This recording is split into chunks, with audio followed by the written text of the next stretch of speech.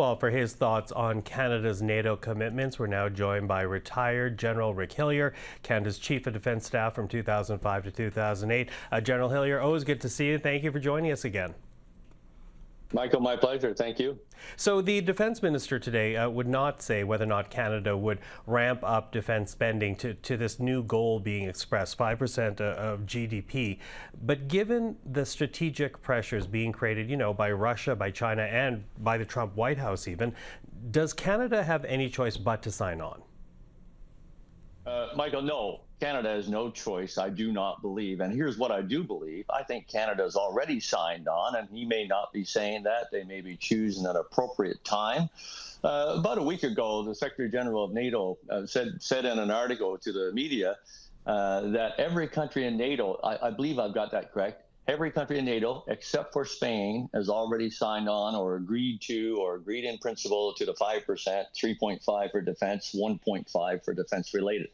I expect that we've already committed to it. I think there's no choice. If we want to be closer to the European Union, to the European countries, and to Great Britain, security is the #1 priority, and investment in defense is crucial. If we want to balance our relationship with the United States, which we also have to do, security is crucial, and we have to invest. We have no choice. Okay, I'm going to get you to build on that in a little bit, but you keep using the word crucial.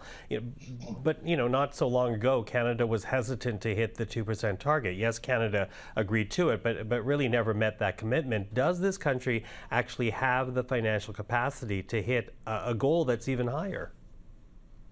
Sure it does. And we might just think about the cost of not hitting that goal that is even higher, and the damage that it will do to our economy, to our relationship, to our security. The cost would be horrendous. But here's what I would say. I think Prime Minister Carney has already talked about this when he talks about investing in Canada, and that investment then creates an income itself. What better way than to invest in our defense infrastructure, our defense companies, and the defense of Canada, including development of the Arctic, which is part of our security. What better way to spend our defense budget, to focus it, than invest in Canada in those defense and security things, which are also crucial to our allies.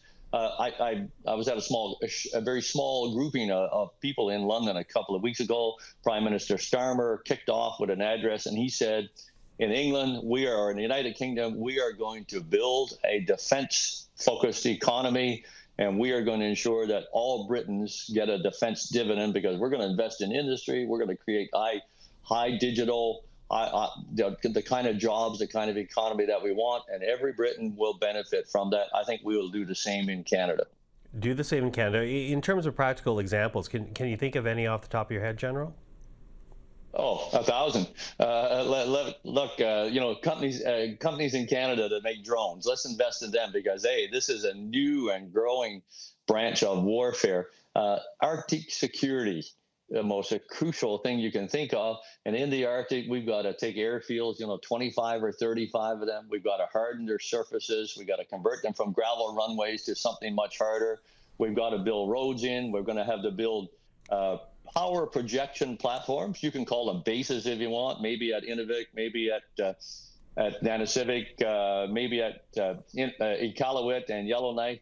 And you've got to do all of that. You've got to put satellites over the Arctic so you can actually see what's going on. You've got to have drones that can complement that satellite coverage.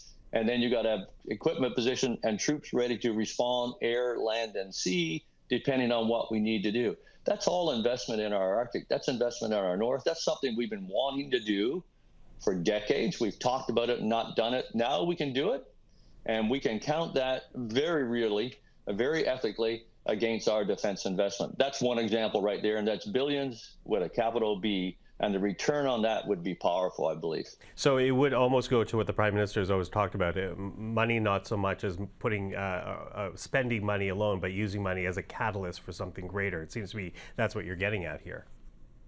That is exactly what I'm getting at. I think Prime Minister Carney was already thinking about this part of it. You invest in those kinds of things. Now you're nation building, and you're nation building a strong nation, and defense and security is right at the forefront of that. And that money, as again the Prime Minister said, he wants to, make sure 75% of defense and security dollars are spent in Canada.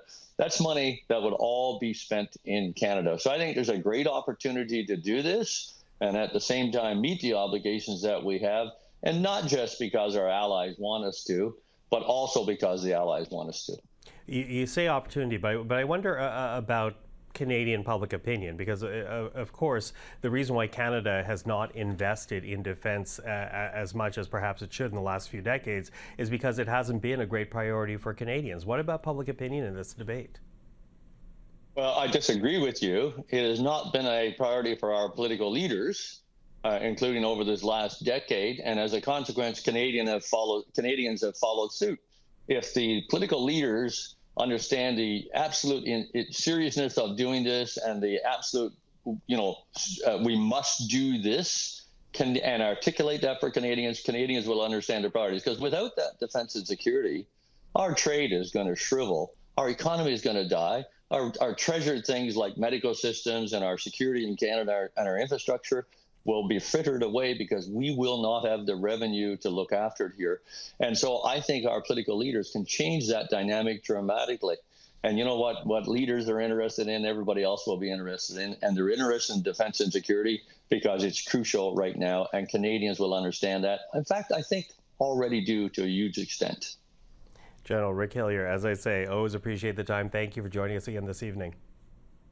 My pleasure, Michael. Thank you.